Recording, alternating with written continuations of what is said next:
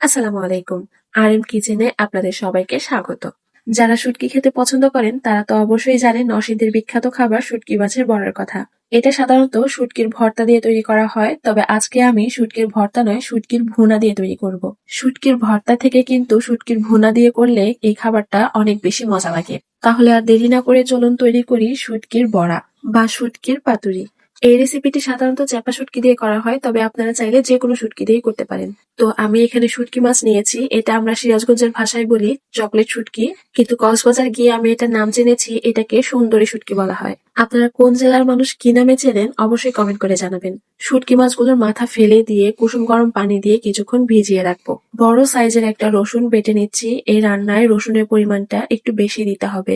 রসুন বাটাটা ফ্রেশ দেওয়ার চেষ্টা করবেন, এতে করে টেস্টটা ভালো আসবে। রসুন বাটাটা উঠিয়ে রাখছি, এবারে দিচ্ছি 5 থেকে 6টি শুকনা মরিচ। এখন আপনারা বলতে পারেন শুকনা মরিচের গুঁড়াটা দিলেই তো হয়, বেটে কেন দিতে হবে? আসলে বাটা মশলা আর গুঁড়া মশলার মধ্যে টেস্টের অনেক পার্থক্য আছে, তো এই রেসিপিতে বেটে দিলেই টেস্টটা ভালো আসে। এখন বেটে নিচ্ছি শুটকি মাছগুলো। মাছগুলোকে আমি ভালোভাবে ধুয়ে নিয়েছি, এবার এগুলোকে পুরোপুরি ফিনিশ করে বাটবো না, এটা অনেকটা এরকম ছোবা টাইপের হবে। এবারে এটাকে ভুনা করে নেব। একটা কড়াইতে তেল গরম করে 1 কাপ পরিমাণে পেঁয়াজ কুচি দিয়েছি আর সামান্য পরিমাণে লবণ দিয়ে এটাকে সফট করে ভেজে নিব। ভেজে নেওয়া হয়ে গেলে দিয়ে দিচ্ছি বেটে রাখা রসুন আর শুকনা মরিচ। এটাকে এখন পেঁয়াজের সঙ্গে কিছুক্ষণ ভেজে নেব। সুন্দর কালারের জন্য দিয়ে দিচ্ছি হালকা পরিমাণে হলুদের গুঁড়া। এটা টোটালি অপশনাল, আপনারা চাইলে না দিলেও হবে। এখন দিয়ে দিচ্ছি থেতো করে রাখা শুটকি মাছগুলো। মশলার সঙ্গে শুটকি মাছগুলোকে ভালোভাবে মিশিয়ে নিয়ে সামান্য পরিমাণে পানি দিয়ে দিচ্ছি যেন মশলাগুলো পুড়ে না যায়। এবারে পানিটা শুকিয়ে আসা পর্যন্ত রান্না করে নিব। পানিটা পুরো শুকিয়ে গেলে হালকা করে একটু ভেজে নিচ্ছি। চাইলে এটাকে এভাবেও খাওয়া যাবে। তো শুটকি ভুনাটা হয়ে গিয়েছে, এবারে পাতাটা রেডি করে নিব। আজকে আমি লাউ পাতা দিয়ে বড়াটা বানাবো, এর জন্য এখানে ফুটন্ত গরম পানি নিয়েছি আর সামান্য পরিমাণে লবণ দিয়ে মিশিয়ে নিচ্ছি।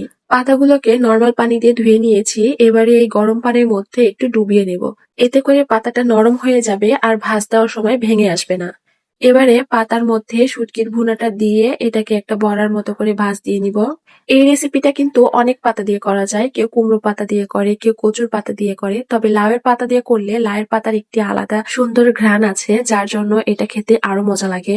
এবারে এটাকে ভেজে নিব। একটি ফ্রাই প্যানে পরিমাণ মতো তেল গরম করে এক এক করে দিয়ে দিচ্ছি।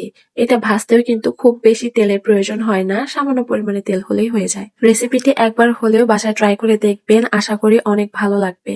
আজকে এখানেই বিদায় নিচ্ছি, আল্লাহ হাফেজ।